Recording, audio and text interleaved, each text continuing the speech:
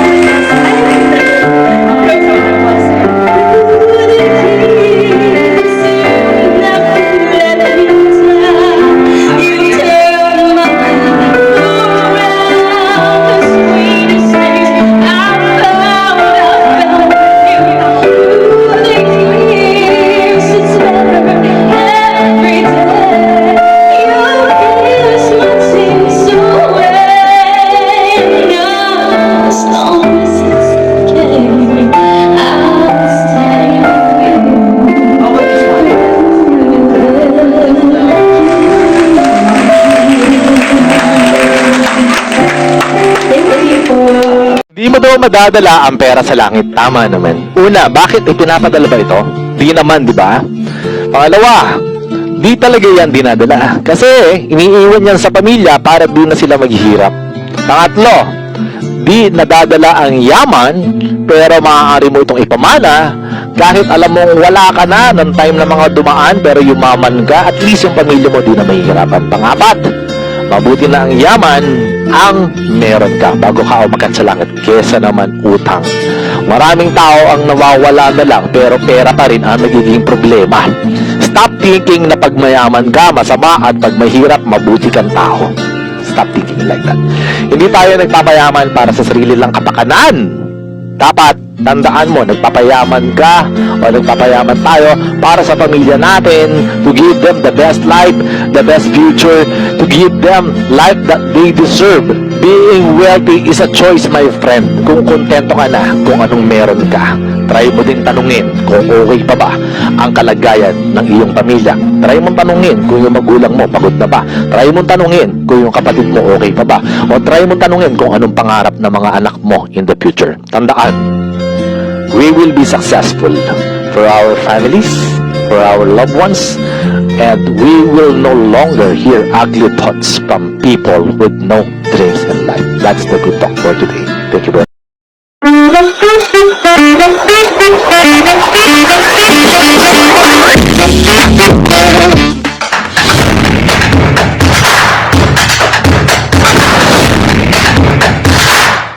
Magandang gabi sa inyong lahat, mga kabayan ko.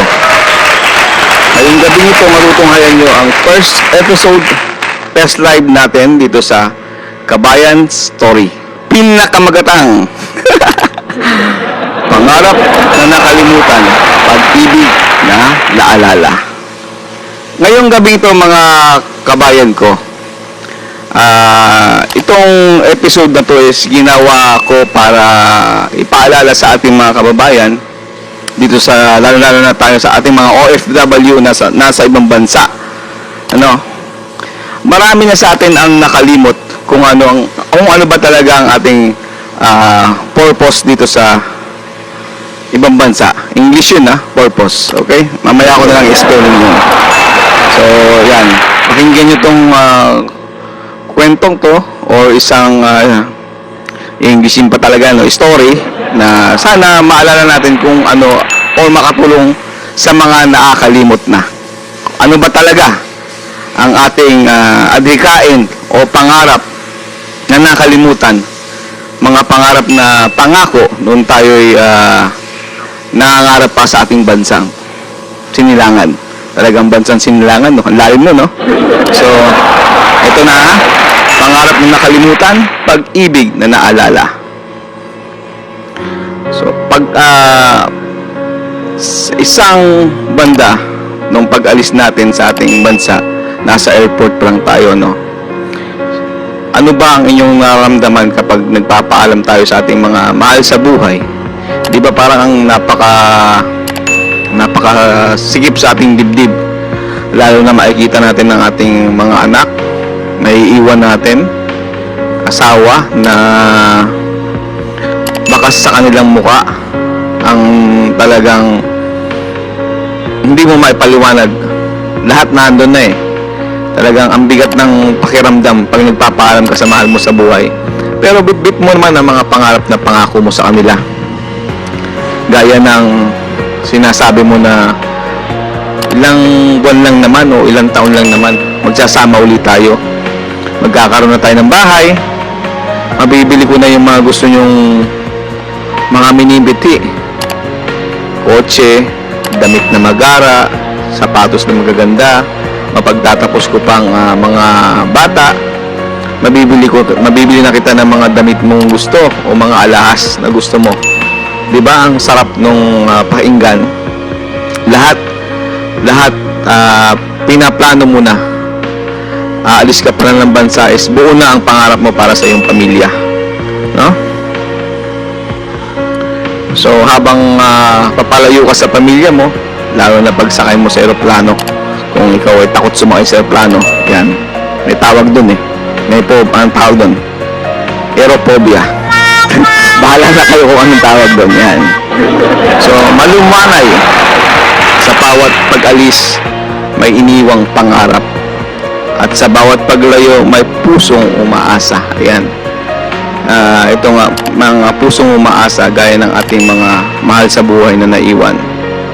Yakapin mo ang asawa mo, mga bata, halikan mo na mahigpit. Halikan mo na mahigpit eh, no? Gawin na rin yun, yakap tsaka halik. Pagsamahin mo na. Si Tonyo, ang aking si paring Tonyo, isang ama mula sa maliit na baryo. Piniling mga ibang bansa, hindi para sa sarili, kundi para sa pamilya. Sa kanyang puso, dala niya ang pangakong babalik ako ang maginhawang buhay para sa inyo.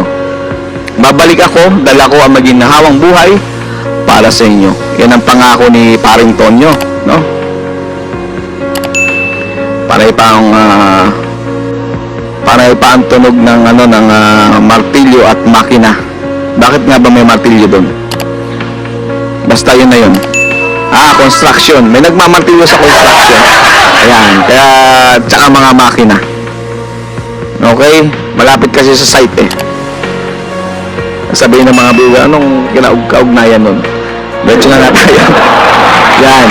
Sa unang taon ng bawat patak ng pawis ni Tonyo ay katumbas ng remittance. Yung pala yun, nagets ko na kung bakit may tunog, pukpok na martilyo at makina. Ang trabaho pala ni Tonyo sa ibang bansa is carpenter pa rin siya. So, yun, sa site, gumagawa siya ng building na matataas dito sa ibang bansa. So, yun. Sa unang taon, bawat pagpatak ng pawis ni Tonyo ay katumbas ng remittance na nagpapasaya sa kanyang mga mahal sa buhay. Araw-araw, kinukumbinsi niya ang sarili, kaunting tiis pa, kunting sakripisyo pa. Di ba? Yan yung ginagawa natin araw-araw dito mga kabayan ko eh. Tiis, hindi lang sa initan, pagkuskus ng kubeta, pag-aalaga ng ibang bata na hindi naman natin anak, tinitiis natin yan. Marami tayong sakripisyo na hindi nila alam na talagang sobra. Alam nyo ang doon, ang mabigat doon doble-doble yung ating sakripisyo. Malayo na tayo sa pamilya, tapos mag-isa pa tayo dito sa ibang bansa. Magkakasakit pa tayo, hindi nila alam kung anong nangyayari. Minsan may sakit na tayo, pasok pa rin, kahit pa rin, no?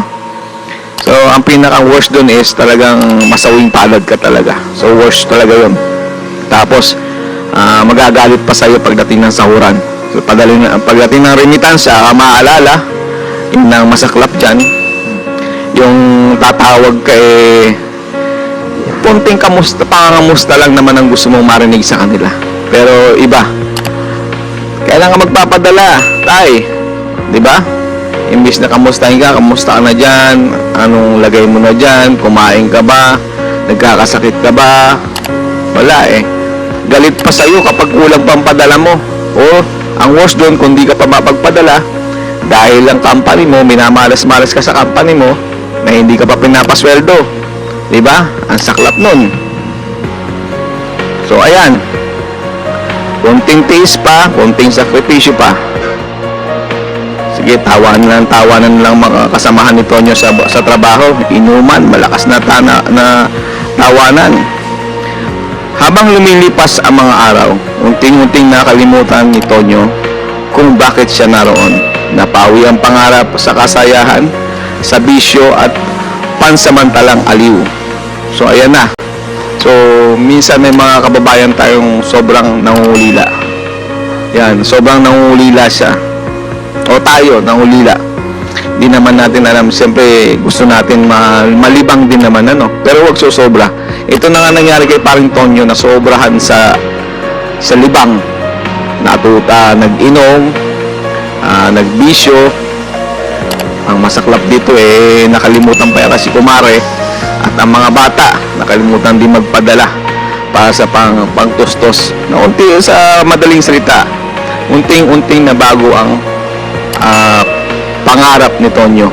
Nakalimutan niya dahil sobrang pagod niya, gusto niya ma-enjoy.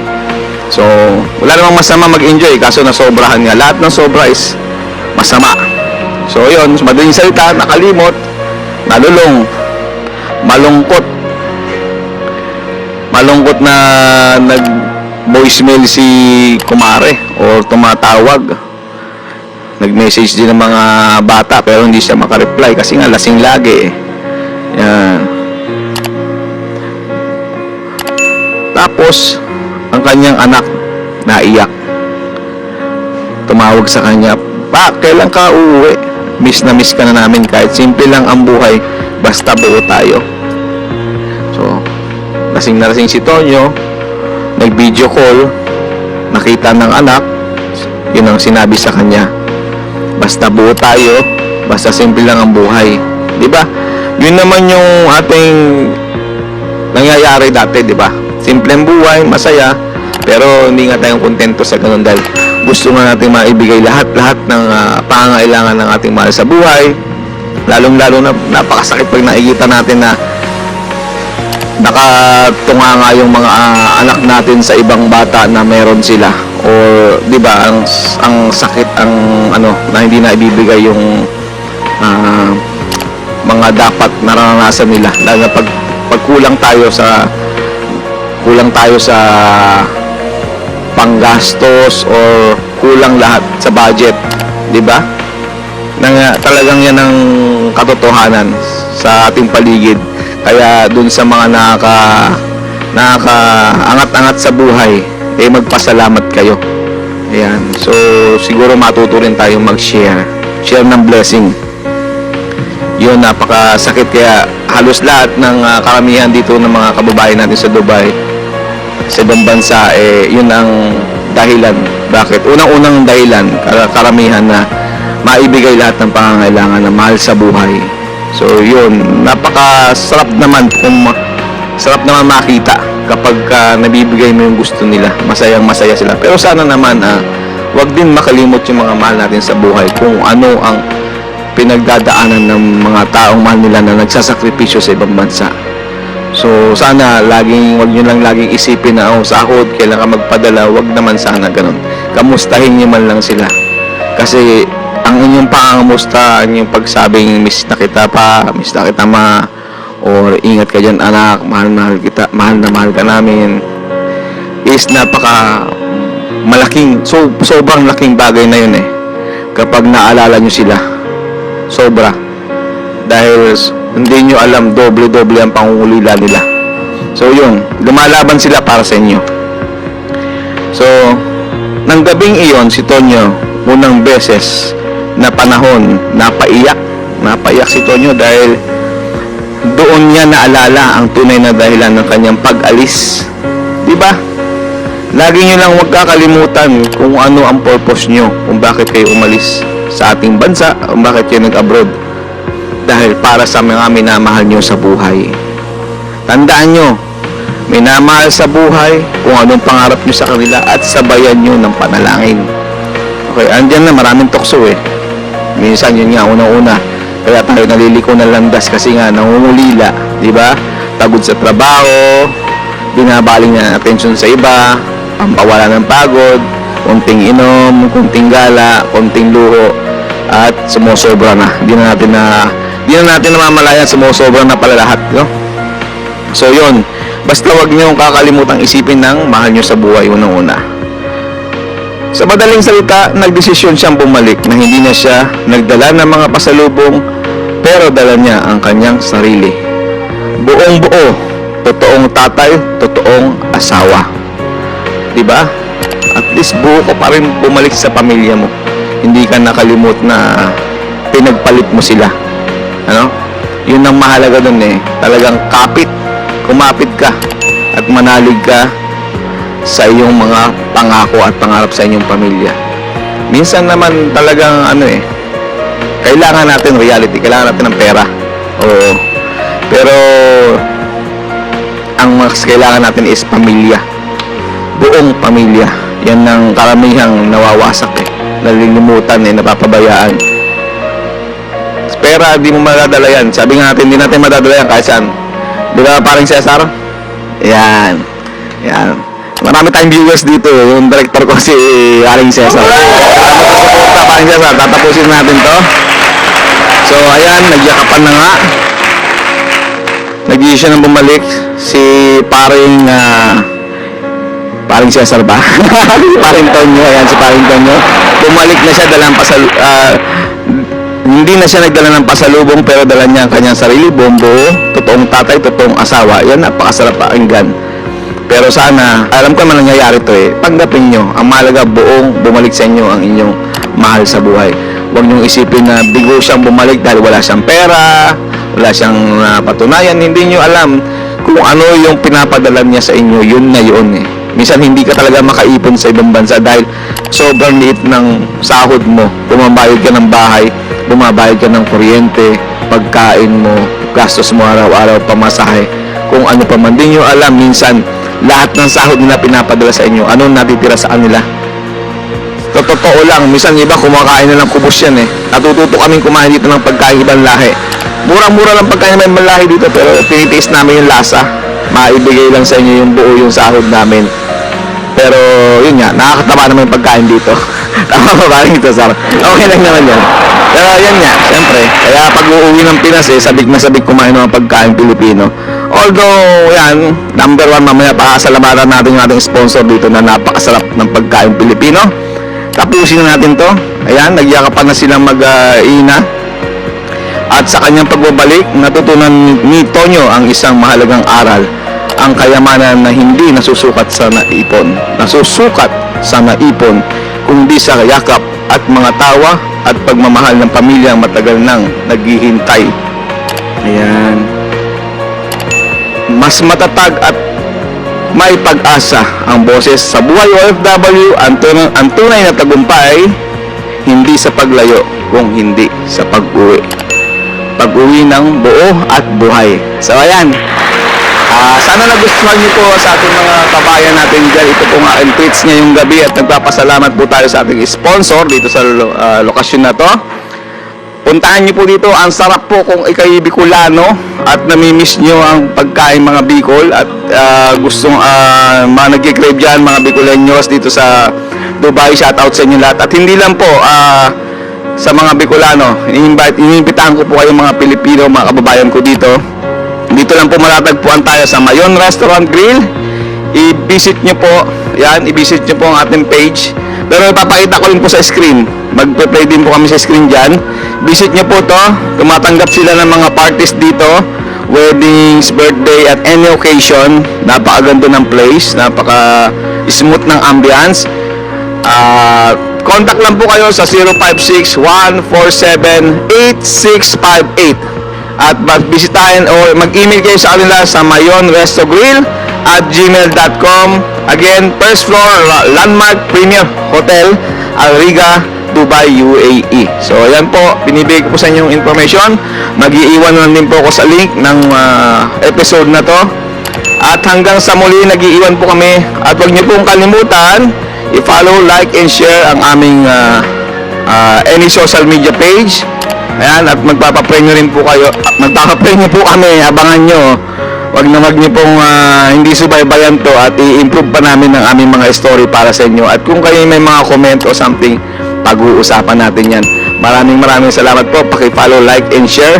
God bless you all. Ito po si Mark Campinoy, ang inyong Kabayan Treats, ang inyong Treats Story of the Day, at nag-iiwan ng Life is Short, Do Good Things. Maraming salamat sa ating sound tech at video tech na si Kuya Cesar. Napakagwapo nito. Basta hindi sa mayon. So maraming salamat sa inyo. Hanggang sa muli. Mark Campinoy.